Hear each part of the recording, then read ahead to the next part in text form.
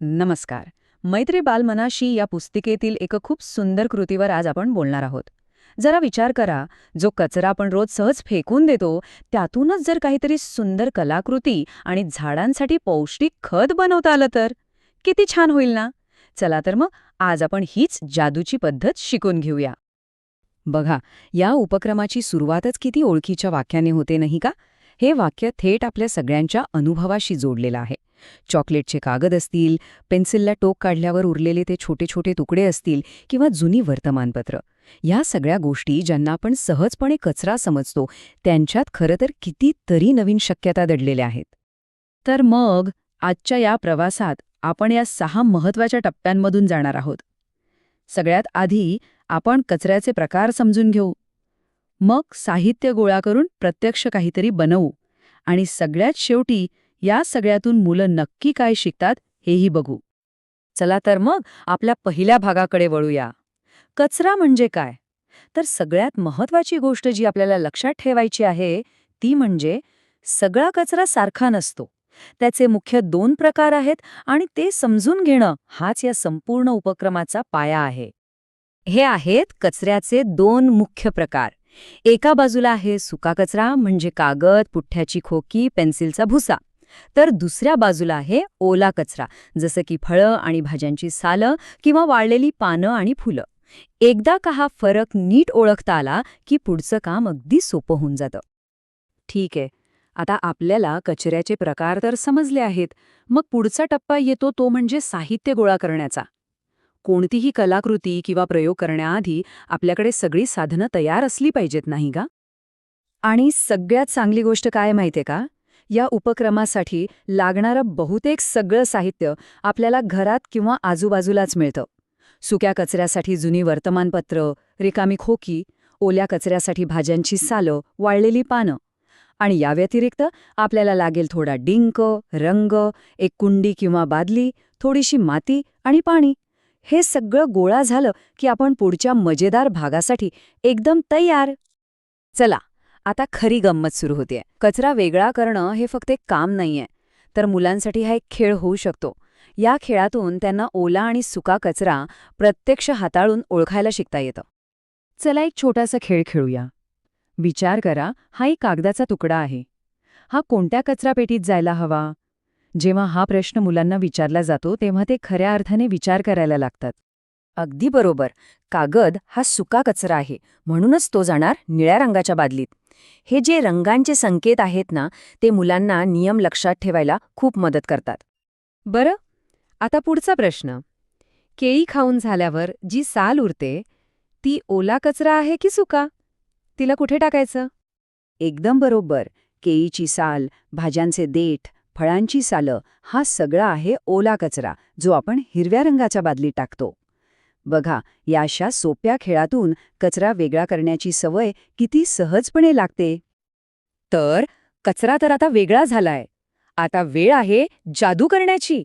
आपण जो सुका कचरा वेगळा केलाय त्यापासून काहीतरी सुंदर आणि नवीन बनवणार आहोत. ही प्रक्रिया मुलांच्या कल्पनाशक्तीला जणू पंखच लावते. पहिली कल्पना तर बघा, किती सोपी आणि किती सुंदर आहे.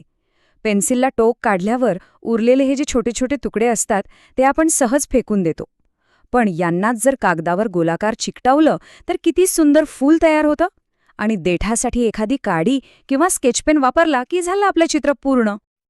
दुसरी कल्पना आहे पेपर मॅशीची.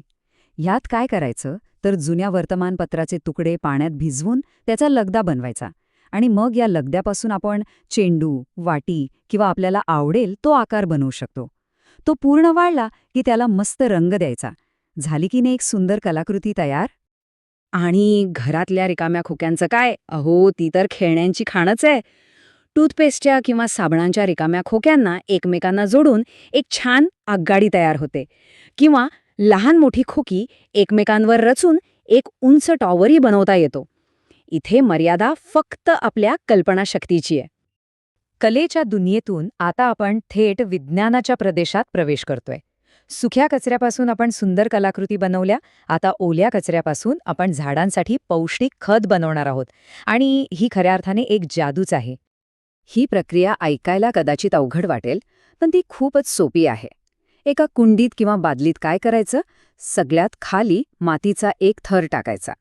त्यावर आपण जमा केलेला ओला कचरा म्हणजे पालापाचोळा आणि फळांची सालं याचा थर द्यायचा. पुन्हा त्यावर मातीचा एक थर पसरवायचा आणि शेवटी अगदी थोडंसं पाणी शिंपडायचं. बस एवढंच. आणि मग थोडी वाट बघायची. काही दिवसांनी निसर्ग आपली जादू दाखवेल.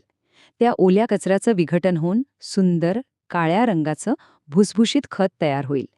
हे खत आपल्या बागेतल्या झाडांसाठी एक उत्तम पोषक आहार आहे. आता आपण या सगळ्या विवेचनाच्या शेवटच्या आणि खरं तर सगळ्यात महत्त्वाच्या भागाकडे आलो आहोत. हा उपक्रम फक्त वेळ घालवण्यासाठी किंवा मनोरंजनासाठी नाहीये. यातून मुलांमध्ये अनेक महत्त्वाच्या क्षमता आणि मूल्य रुजतात. चला बघूया ते नक्की काय शिकतात. सगळ्यात पहिलं आणि महत्त्वाचं म्हणजे पर्यावरण जागरूकता.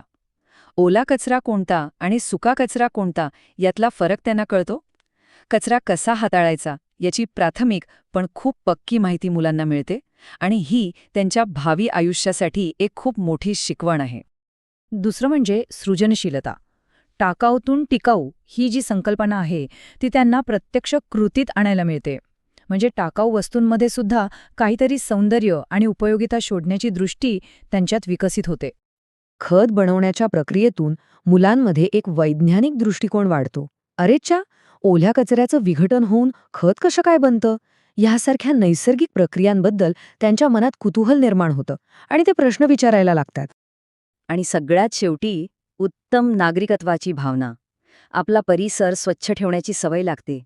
आपण जो कचरा निर्माण करतो त्याची जबाबदारी आपलीच आहे हे महत्त्वाचं मूल्य त्यांच्या मनात लहानपणापासूनच रुजतं.